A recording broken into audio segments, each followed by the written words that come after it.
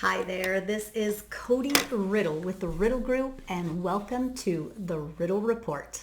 This is your trusted look at the greater Phoenix area real estate market. First, actually I'm going to talk a little bit about trusted source.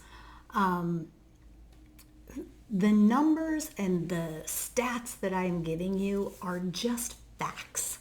It isn't anything that leans towards constant positivity, right? It is simply the facts that I'm sharing with you so that you can make an educated decision for yourself. And these are the reports that I will post on our YouTube channel here. If you want that kind of information, like us, ask for to get the notifications, ring that little bell. Because then you'll be notified when we post these. And we want to bring the great trusted information to you.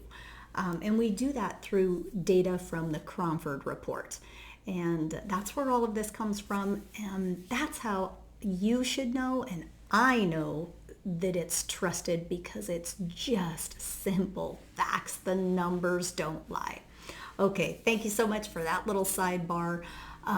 What I really want to say now is thank you. Our business simply wouldn't exist without the trust, referrals, and the loyalty of people like you. Every transaction, every milestone, every single update that we share is because of your continued support.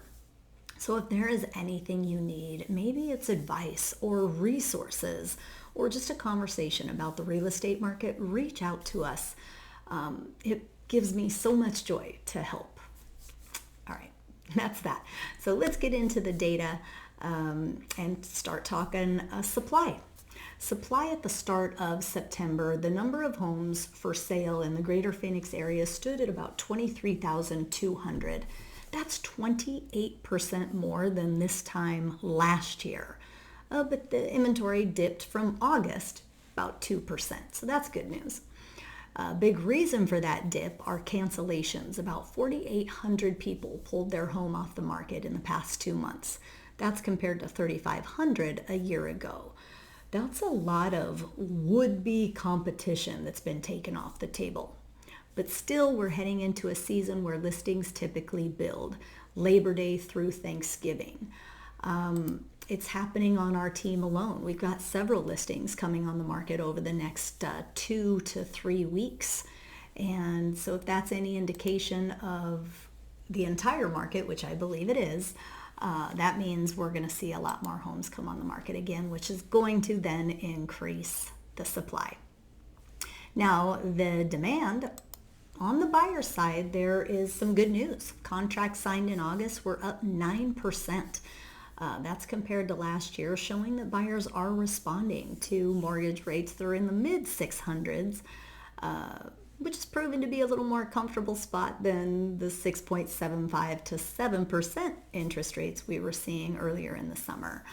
Closed sales are also stronger than last year, which is up 3%. And when you account for that one fewer workday in August 2025, that's actually about 8% increase in closings per day.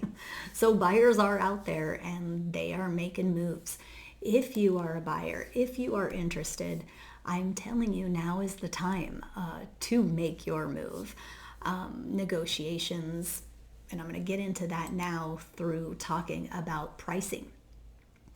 The average price per square foot was $281 in August. That's down almost 3% from last year.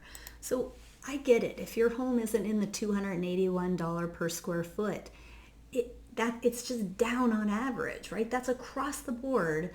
Homes are coming down in value. So sellers, if when I come to your home to talk to you about your listing price, I want these videos to help prep you with it's probably going to be less than what you think it is. We're not in the 2021 pricing anymore. We are lower. So it's gonna be down unless you're really checking your values regularly. You might be surprised that it's a little bit lower than you had originally thought. So anyway, that is down our dollar per square foot average is down 3% from last year and about 1% lower from last month. all year long, 2025, that average dollar per square foot has been gradually coming down. Some months from prior months has been 3%. Other times they've stayed flat. This time it's 1%. So over the course of 2025, values have lowered. That is not common, right? Doesn't happen very often, but when it happens, it's happening now. Those buyers, you need to get out there and take advantage.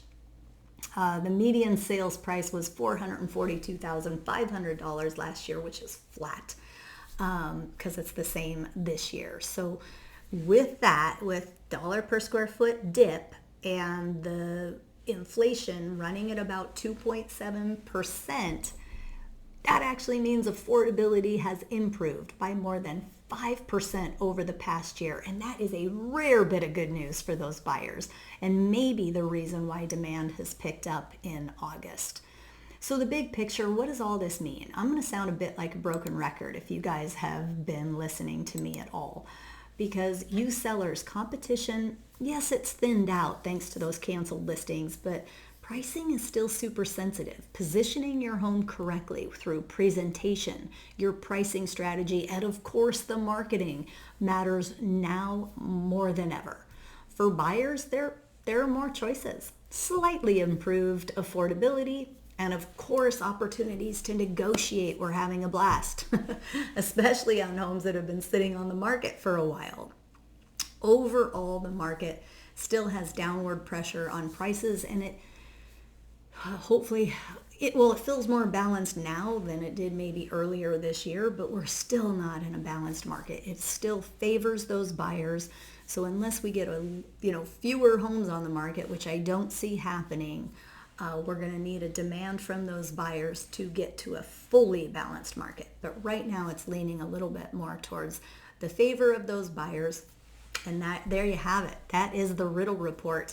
And if you guys, any of you want to or have questions on how all these numbers and percentages affect your situation, let me know. Or maybe you want a free equity report. How much equity is in your home? Those are questions that you want to direct to me. We can get those questions answered happily. So tune in next time for the Riddle Report. And if you like what you see, ring that bell. Get those notifications. Follow me here on YouTube.